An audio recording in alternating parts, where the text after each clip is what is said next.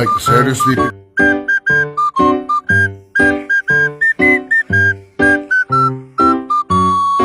Filter of this now.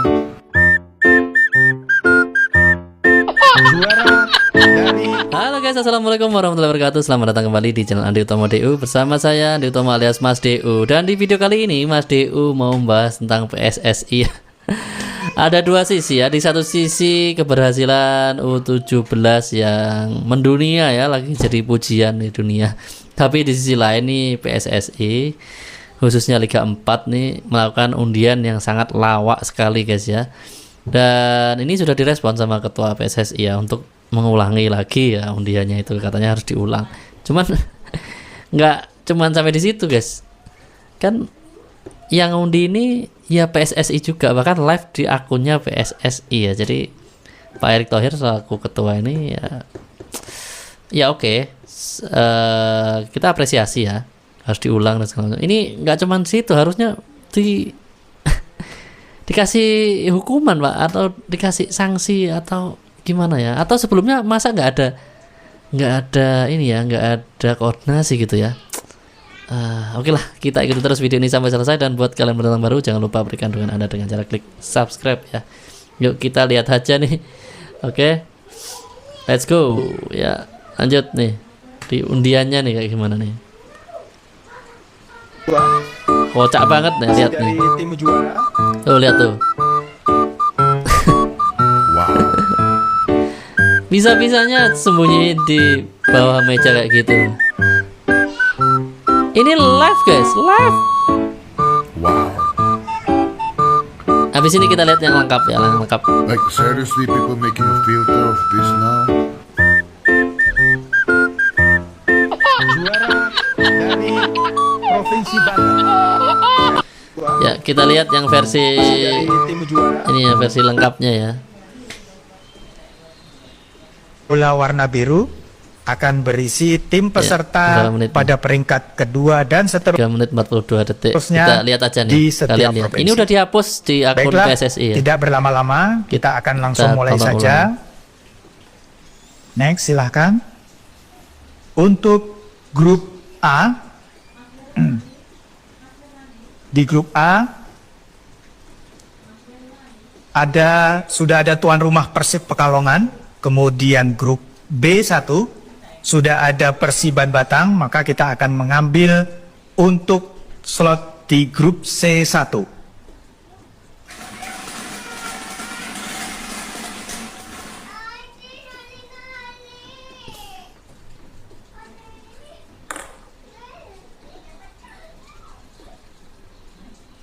Di grup C1 ada tim dari Provinsi Lampung 1, yaitu juara dari Provinsi Lampung. Kalian lihat ya. Kemudian kita beralih ke grup Tangannya yang D1. undi itu. Di grup D1 adalah untuk grup D yang menempati posisi slot 1. Ini yang akan menjadi tuan rumah adalah Asprop PSSI daerah Istimewa Lihat, Yogyakarta. bolanya dibuka, Siapakah ada yang ke akan bawah, ada di sana? dibongkar di bawah meja. Apa-apaan nih guys. Sulawesi Selatan 1.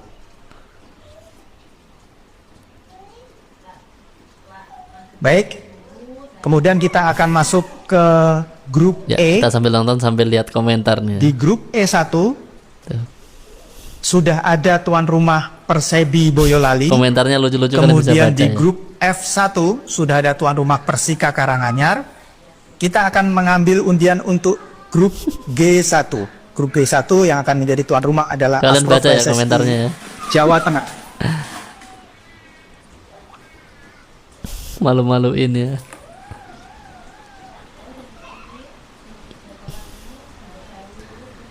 Ada tim dari Kalimantan Utara 1. Juara Kalimantan Utara akan berada di grup G1. Kemudian selanjutnya kita akan masuk di grup H1. Di grup H1 ini juga tuan rumahnya adalah Asprop PSSI Jawa Tengah. Siapakah yang akan ada di sana?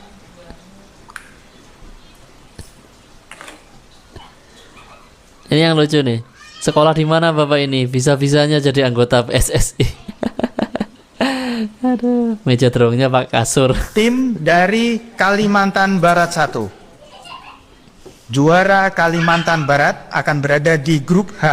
Kalian terus baca komentar nih, lucu guys. Kita lanjut saja untuk di grup selanjutnya, ada di grup I. Grup I 1 sudah dihuni oleh tuan UCL rumah menangis melihat Persingangawi ini. dari Jawa Timur. Kemudian di grup grup J1 sudah dihuni juga oleh klub dari Inter Kediri dari Jawa Timur.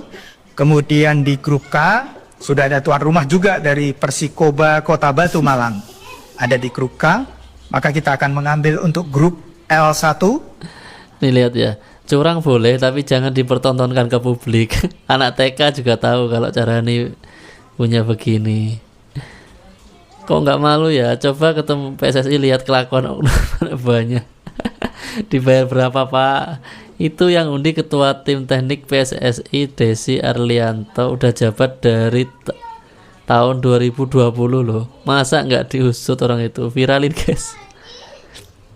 Ketua tim teknik PSSI ini ya. Waduh. Ini sekali lagi ini live ya sebenarnya tadi malam ya. Grup L1 sebagai tuan rumah Tapi udah adalah dihapus. Malu Asprof mungkin. PSSI Jawa Timur.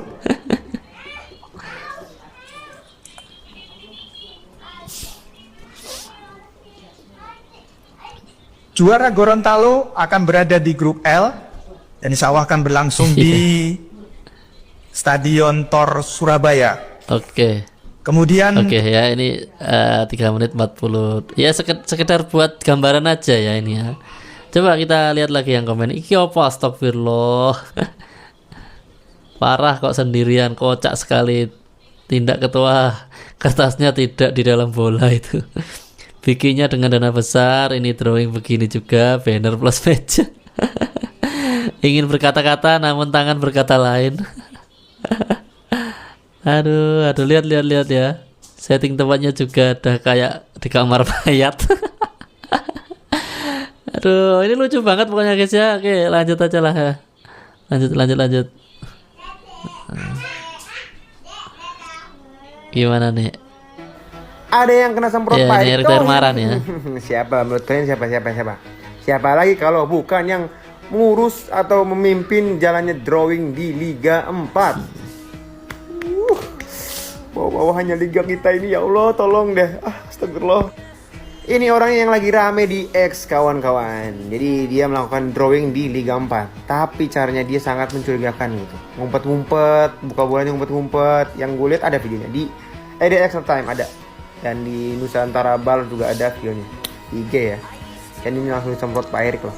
Untuk diulang katanya. Tapi semoga aja nih Bapak ini kena sanksi. Iyalah, ya. sanksi lah. Sanksi sih harusnya, sanksi. Pak Erick Thohir langsung berstatement, kami menyesalkan pelaksanaan drawing Liga 4 yang berlangsung secara tidak profesional dan tidak transparan. Jangan pernah bermain-main ya dengan kompetisi Liga. Demi menjunjung fair play dan integritas kompetisi, kami mendesak agar dilakukan drawing ulang dengan prosedur yang jelas, adil dan melibatkan semua pihak terkait. Kalau perlu disanksi Pak Erick. Aduh, ada-ada aja ya Liga bawah kita. Bikin malu aja guys ya. Oke, lanjut guys. Ketua Umum PSSI Erick Thohir buka suara soal pelaksanaan drawing Liga 4 yang dinilai jauh dari kata profesional dan transparan. Menurutnya ini bukan sekedar urusan teknis, tapi udah menyentuh masalah integritas dan fair play. Jangan main-main sama kompetisi Liga. Tegas Erick. PSSI pun mendesak agar proses drawing diulang. Kali ini dengan prosedur yang jelas, adil, dan melibatkan semua pihak yang berkepentingan. Gak cuma itu, PSSI juga bakal turun tangan langsung buat evaluasi penyelenggara acara yang bikin gaduh ini. Erick Thohir bilang, setiap level Liga, termasuk Liga 4, adalah bagian penting dari pembangunan sepak bola nasional yang lebih profesional. Ya, Ketua tadi Umum ya. PSSI Erick Thohir buka Jadi suara Pak soal Erick Thohir pelaksanaan bereaksi ya. Udah 2 tahun gue nggak pernah ngikutin perkembangan liga dalam negeri, termasuk timnas. Ya, terserah mau bilang gue kurang nasionalis atau apa. Alasannya, yang pertama, mungkin karena gue seringan nonton liga luar, jadi sorry to say permainannya belum bikin cukup puas. Dan yang kedua, tentu saja hal kayak gini nih yang bikin males. Nih buat bapak-bapaknya nih ya, kalau bapak nggak pernah ngelihat gimana cara orang luar atau liga profesional luar kayak UL, UCL itu ngedrawing sini, gue bikin tutorialnya nih. Biasanya gue nggak tahu ini versi Indonesianya, tapi kalau yang di luar biasanya itu bola bulat, itu diputer ya, tutupnya lo taruh di bawah di atas meja, dan ini yang ada kertasnya Ya, diambil di atas. di depan nih. Yes. Lagian siapa sih yang ngedesain atau yang ngasih meja kayak gitu? Harusnya mejanya itu yang datar aja, datar, nggak perlu ada sekat lagi di bawahnya untuk naruh benda. Gimana orang nggak suzon gitu? Lihat dong gimana orang luar. Tapi gue yakin mana mungkin mereka nggak tahu gimana cara yang benar. Emang dasarnya ya udah 2 tahun gue nggak pernah ikutin perkembangan. Ya, ini dalam menarik negeri. ya, bahkan sampai mejanya itu dikritik ya. Tapi ya juga ngapain tuh meja itu, desainnya itu ada bawahnya lagi tuh. Jadi seolah bisa naruh sesuatu di meja. Ini konyol banget guys ya. Yes, meja aja harusnya kan.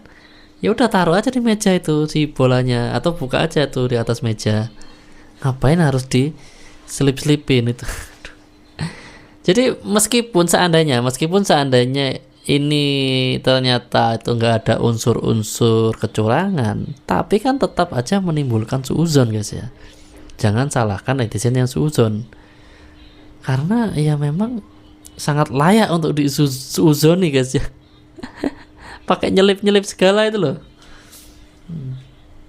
Drawing Liga 4 curang, Pak Erick Thohir langsung protes, harus diulang. Ya, ini ketua yang kita suka nih saya. Ya, dimana kita tahu Bapak ini ya, drawing Liga 4 terkesan bercurang ya, terkesan curang kawan. Hal ini langsung ditanggapi oleh Pak Erick Thohir ya, dimana Pak Erick Thohir meminta harus diulang. Nah, ini aku suka nih sama gaya-gaya Pak Erick nih. Ya, harus diulang memang. Kalau memang ya, dalam statementnya Pak Erick Thohir bilang gini, kami menyesal pelaksanaan drawing Liga 4 yang berlangsung tidak profesional. Betul Pak, betul. Kejar Pak orang-orang seperti itu Pak. Nah, dan tidak transparan, kata Pak Erick Thohir. Jangan pernah main-main dengan kompetisi liga. Demi menjunjung fair play dan integritas kompetisi, kami desak agar dilakukan drawing ulang dengan prosedur yang jelas, adil, dan melibatkan semua pihak terkait. Betul Pak, saya suka sama Bapak. Tapi gimana menurut kalian? Tulis pendapat kalian di kolom komentar. Iya. Drawing Liga 4 curang. Tadi ya. Nah ini ya, yang jadi sorotan netizen. PSSI baru saja menggelar drawing Liga 4 2024-2025 putaran nasional. Namun drawing tersebut terlihat aneh. Saat petugas tersebut mengambil bola, isi kertasnya selalu ditaruh di bawah meja. Lucu banget ya. Tuh. Ngapain Sepertinya si petugas mengambil kertas lain yang sudah disetting. Hal yang kayak gini nih yang bikin Liga Indonesia nggak maju-maju. Gimana menurut pendapat kalian sob? Pendapat kita ya membagongkan ya. Ya, gue lagi mau bahas berita yang lagi rame banget nih di Liga Indonesia. Dimana enggak coba? Di Liga 4 ada kecurangan waktu lagi drawing. Akal-akalan tukang kembali muncul di Liga Indonesia. Padahal sebelumnya udah diminimalisir.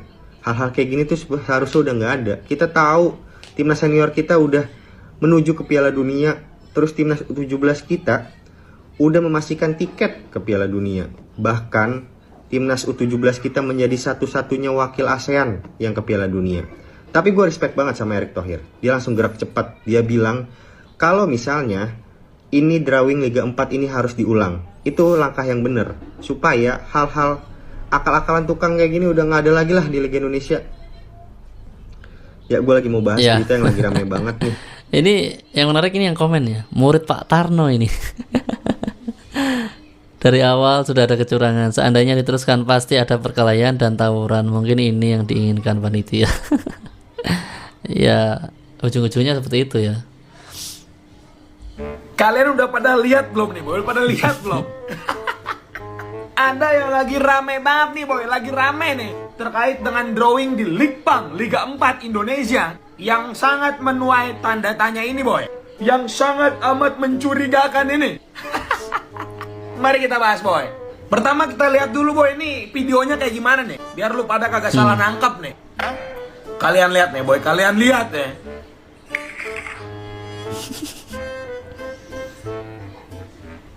Juara dari provinsi Kalian ada yang ngeh nggak? Ada yang ngeh nggak? Pertama, ketika dia ngebuka bola kuningnya, itu ada kertasnya, boy. Abis itu pas ditaruh nih, kertas yang di tangan itu udah nggak ada. Terus dia seolah ngambil kertas baru dari bawah. Nih, gua kasih lihat ulang nih biar lu pada kagak bingung nih. Hah? Lihat. Dia kayak mindahin tangan gitu, boy. Ini gak masuk akal, asli. Sebagai pembanding nih, boy, kita lihat drawing-drawing yang pernah ada di sepak bola lain. Contohnya paling gampang di Piala Asia U17 kemarin. Lihat nih.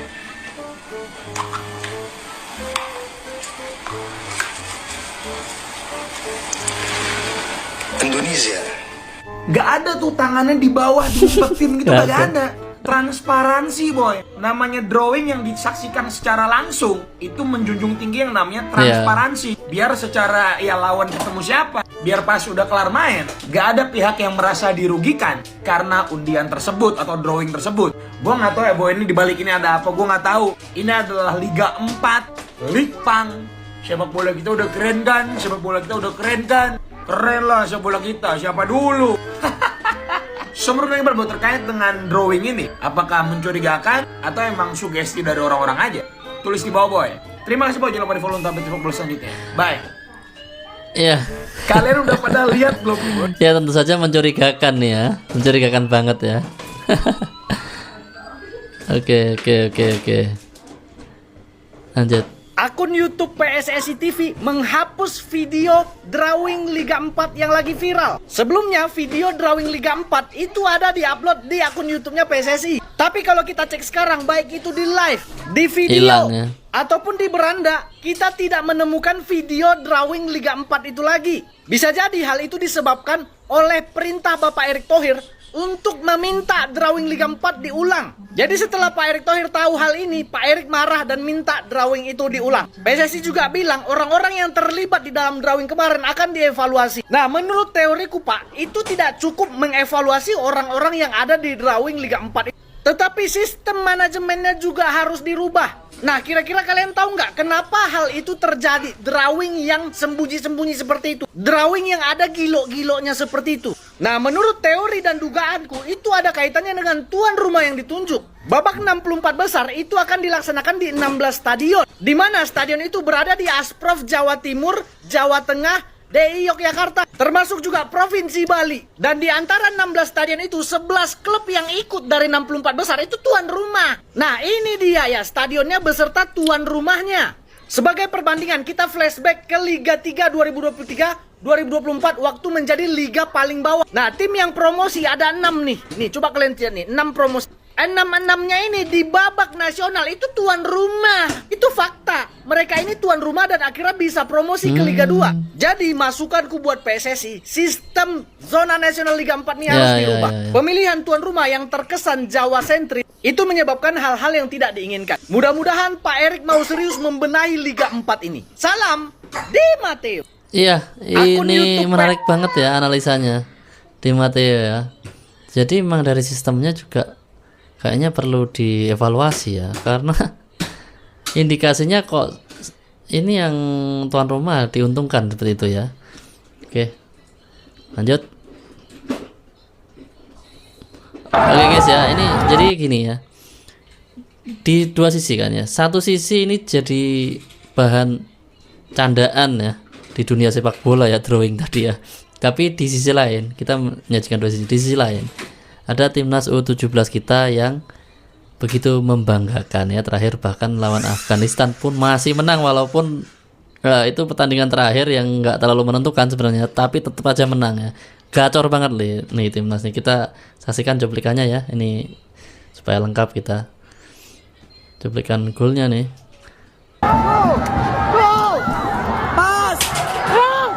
Iya, ini gol pertama ya. Kan skornya 2-0 ya.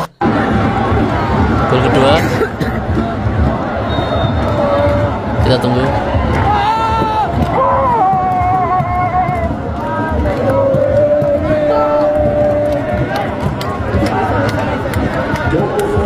Nah nih serangan balik nih, terus umpan dan gol, mantap banget ya. Ya, luar biasa ini timnas U17 kita ya. Semoga tidak terdistract sama kekonyolan drawing Liga 4. Tapi dengan jayanya U17 ini, dengan luar biasanya Coach Nova, ini gimana tanggapan Bung Toel ya, yang dulu juga kayaknya nggak terlalu sreg sama Coach Nova ya. Ya, sebagai video penutup ya kita sajikan lah ya, gimana pendapat Bung Toel ya, biar seru aja guys ya. Ya, yang pelintiran itu gimana tuh?